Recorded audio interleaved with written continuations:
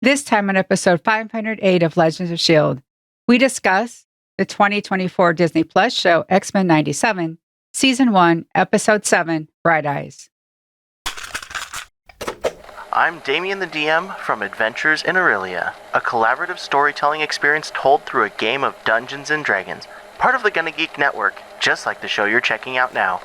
Shows on the network are individually owned, and opinions expressed may not reflect others. Find other epically geeky shows at GonnaGeekNetwork.com. Raised on X-Men, empowered by the Avengers, strengthened by the Defenders, webbed by Spider-Man, adopted by the Fantastic Four, and forged by S.H.I.E.L.D. Stand by for your Marvel debriefing.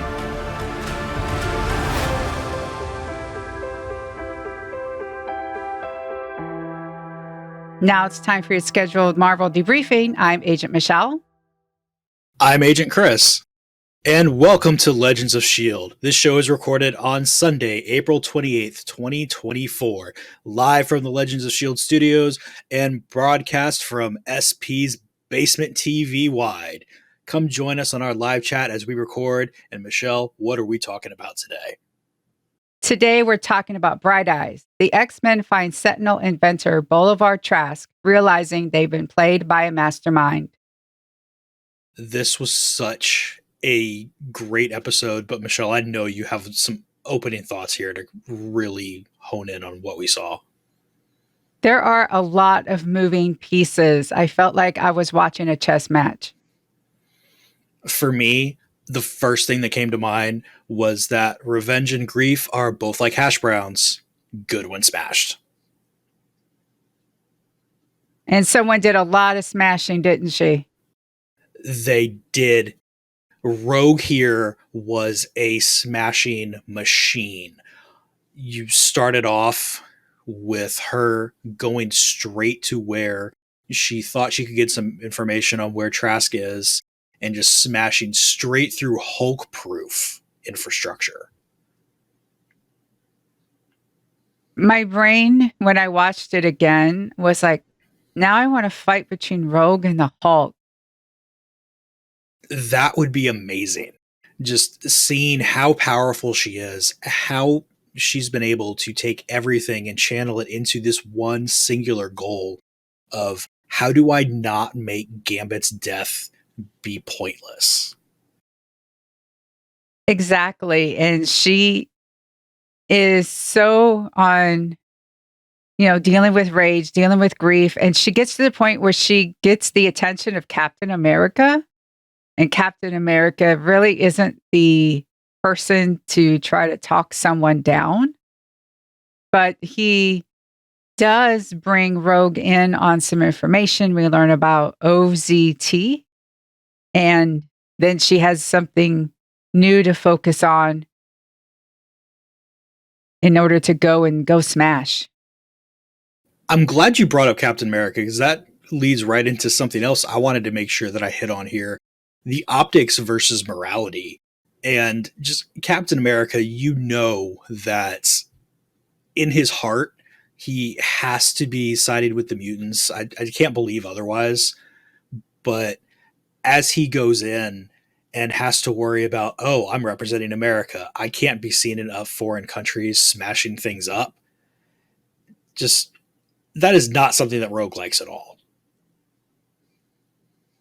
No, and talking about optics, we have that discussion between Scott and the new UN person who is just like, the UN can't help anymore. It's all about optics. Knowing that they have to go in there and the world has to see me as a good guy, even though I want to be helping you. It just really bothers me that they are willing to not do what their friends need and what the people need to hear to make sure everything is good for the sake of looking good themselves. Yeah, I mean, no one really in this one with the X-Men is caring about looking shiny and bright. Even Beast turns away the reporter. He could have put on the nice guy act and sure, interview me and I'll try to make things, tell them to calm down, tell them to stop rioting. But he doesn't. He is like, I don't need your pity. I'm going to go try to help my people. Toward the end, we see Rogue just let Trask fall to his death. Debatable on whether how much she helped that happen, but everybody else just sitting back there, letting it happen. I'm sure somebody could have stopped her or at least gone and saved Trask from falling. And Wolverine, once again, bringing what everybody is thinking to the forefront. And yeah, we all wanted to do that. I know. I mean, I know Rogue is the one that captured him and stopped him and was like, well, can you tell us anything else? Because she learned something from Gyrick. We really don't know because she used her powers on him and ended up kind of blacking out in a way and waking up. And finally there was Kurt and she was able to let go emotionally, but it wasn't all of it letting go because here's Trask who radioed them and told me, hey, meet me here. And so she's like, okay, you can't tell me anything else. I'm going to let you go. Kurt could have bamped and caught him and bamped again. And there's Jean Grey who could have telepathically flown and caught him. So he's the one that wanted to jump. I am not calling anyone there a murderer or an assistant to murder, but he started the jump. She stopped him. She let him go. Morph said, is this who we are now? And what did you think about that when he said that? That brings up a whole different set of morality things that just we've had it ingrained into us that superheroes don't kill. And throughout most of Marvel, that can be held true. But I mean, this is a whole new era of X-Men as far as this animated universe goes. And you've got everybody strictly going against them. You've got everybody just sitting there being relatively okay with the fact that their entire nation was attacked by a bunch of giant robots whose only goal was purely to kill them and make them dead. And just, I mean, at some point, things have got to snap a little bit, and I've been waiting for them to be a little bit more on the violent end because of everything that's happening to them and nobody seeming to care. And I think we finally hit that point. Yeah, there's no Xavier. There's no Storm. I think the presence of Storm would have had an impact on how they reacted in a way in this situation. She is a voice of reason when she can be. Even Storm has emotions, and who knows how she's feeling because we only saw her reaction because she saw it on the news. So I think maybe next episode we'll see her. We'll see Xavier. We'll see if Xavier has changed at all from his time with the Shi'ar and then learning exactly what happened on Genosha. Will he still be all peace, love, and flowers? Or will he have a little bit more of Magneto in him come out with maybe my boyfriend was kind of right and, actually not be too mad at them at what they've done. Another form of optics really came in with Roberto and his family, especially his mother. You had Jubilee going up with him, trying to make sure that he was going to be okay, telling his mom about him being a mutant. And his mom's reaction was really surprising to me. Yeah, it's like, hey, I'm your mom. I already knew. But since I know and I accept you as a mutant, now we've got to make sure you behave, and we've got to watch what you do, and we've got to watch who you hang out with. I can totally understand wanting to make sure that he is not putting himself into horrible situations that make him look bad. So, yeah, don't hang out with the bad guys and everything. But his mom taking it fully to, let's try to make sure that nobody knows you're a mutant. That was the part that really rubbed me the wrong way. Yeah, it's really starting to reveal exactly how the world is viewing mutants now. The stockholders. We can't upset the stockholders, which, again, you would think a cartoon. I mean, let's face it. Yes, this is an animated series. Let's call it the elevated animated series because it is dealing with more mature themes. You think they would have to reach so much for fantasy in order to come up with things, but no, caring about optics and shareholders, that's what we deal with now. Having to make sure that businesses, stock prices, they don't fall. They will do a lot of things in order to make sure that shareholders are happy. I really love that they're keeping this aspect of the series. You had a lot of that in the original 92 run of bringing in real world stuff that shouldn't be able to be in a cartoon like that, but is and works really well. And by shouldn't be, I mean, like, that just shouldn't exist in the world anyway and shouldn't be able to work that well in a cartoon, but it does. And it's continuing right here in this continuation. And part of it is just how strongly everybody feels working on this, knowing the kind of lead time you have in getting the cartoon made and knowing that this kind of thing is still going to be an issue when the cartoon is finally able to come out. Exactly. The X-Men have always been political ever since the beginning. Anybody who tells you differently has not read it and makes it very obvious. Or even watched it from the first series, from the 92. One other thing that I really loved here was Cable and how he came in, and really, if you didn't pick up the fact already from watching this that he's Scott and Jean's kid, there's absolutely no question about that now. No, we had the little psychic interaction, and he's like, "You get out. You're not her." That was amazing that he knew that Jean wasn't Madeline. That was interesting. So I guess they have their own telepathic signature because otherwise, just from looks, he might think that's mom, but he knows it's not.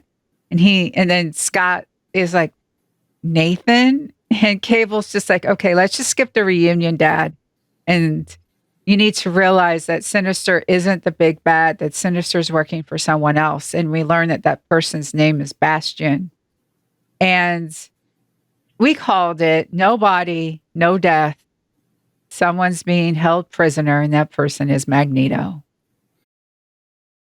I just knew that there was no way they could kill off Magneto this quickly. He is too important. He is too big in too many X-Men stories to go out in a pile of rubble. Exactly. And seeing him trapped there, strapped to the chair like that, with Bastion going and shaving him, I mean, that was shades of so many things. You really got that Holocaust survivor image coming back to me. I know it's something that they haven't hit on too hard in this series. Oh crap, what is that Dustin Hoffman movie now that I'm thinking of? I don't know. I wish SP and Lauren were here because they would know. But whatever Dustin Hoffman movie it is, where it's a dentist in that one, but they keep asking, is it safe? And I'm going to hate myself later this afternoon when I remember what the movie is. But just that image of somebody so calmly going in and, yeah, I'm going to get you ready to go out into the world. I'm going to go ahead and shave your face and make you presentable while listening to Purple People Eater. Just shades of that Dustin Hoffman movie, shades of Reservoir Dogs with a song that doesn't fit the mood of what's going on at all, but I'm never going to hear Purple People Eater the same way again. Same. I remember that song as a kid, so it does have a new meaning now. We did have a couple other cameos in this one, which I thought were pretty cool. Well, we had Morph change into Quicksilver. I legitimately looked over at Kaylee and, hey, where did Quicksilver come from? Because I thought that maybe he had run in real quick and was going to be there, and then we saw it was Morph, and that was cool too. And then we had General Ross. Yeah, back with all the Hulk stuff. Oh, nobody can break into this. It's Hulk proof. We're fine. Hi, Rogue. What are you doing here? Yeah, so it's interesting how they're sprinkling in cameos from, and it wasn't just, Morph as Captain America. It was actually Captain America. So it is nice that not all the cameos is coming from Morph changing into them. I've seen people on the internet talking about how great it would be to get other 90s Marvel cartoons to get a continuation like this one. It kind of makes me wonder if they're throwing some of these cameos in as a way to have all of those universes connected more so than they were previously. Or maybe it's just something fun. I don't know. I just think it's something fun. X-Men, is special. That 92 series was special and unique. And now we're getting this follow-up, which is also special and unique. They're doing such a good job under so much pressure. I will forever say, though, that if we could get a continuation of Spider-Man with Madam Web and all of that going, because there's never been a Madam Web on a big screen for anybody to see. So I really want to see that happen. You just want Gwen Stacy. Just admit it. I want Madam Web. I mean, that's true. I do just want more Gwen. But having all of this maybe branch out into an entire 97 universe would be pretty cool. That would be interesting. That would. Michelle, you have any final thoughts on this one as we get ready for the end of this series, or at least this season? How are they going to get out of this one? This one really, before I could kind of see how they could, team up and fight their way out, but they have Sinister and now Bastion. Magneto's gone. Xavier's not there yet. Storm's not there yet. I am just pins and needles trying to figure out how they're going to get out of this one. For me, I'm just thinking of all the story arc possibilities they could be going into to get into this. We saw Emma Frost in her diamond form, and that's something that popped up in Grant Morrison's run, and a lot of people love their run. So the timeline there would be a little bit wonky, but it's X-Men runs from the past. So, maybe this can pull from something that is technically a little too new to be in something that came out in 97. But you also have the Operation Zero Tolerance storyline, which you're just going to have to read that one. It's a bit crazy, but they do have that OZT all over the place. Well, if you would like to know more about us, you can visit our website, legendsofshield.com. We would like to hear your thoughts. You can leave us a message on our voicemail, 844-THE-BUS-1. That's 844-843-2871. Or come on over to our Discord server at gonnageek.com/Discord. And remember, Legends of S.H.I.E.L.D. is a proud member of the gonnageek.com network. I'm Agent Michelle. And I'm Agent Chris, who is about to get fired. I don't think so. You did a good job. Goodbye, everybody. We should have everyone back next week. Bye. Thank you for listening. The intro music heard on this podcast is Great Marvels of the World by Lynn Publishing, found on pon5.com. The outro music heard on this podcast is Cinematic Trailer by Ed Records, found on audiojungle.net. Other transitional music on this podcast is found on incompetech.com, audiojungle.net, and pon5.com. For more information about this podcast, please visit legendsofshield.com. Excelsior!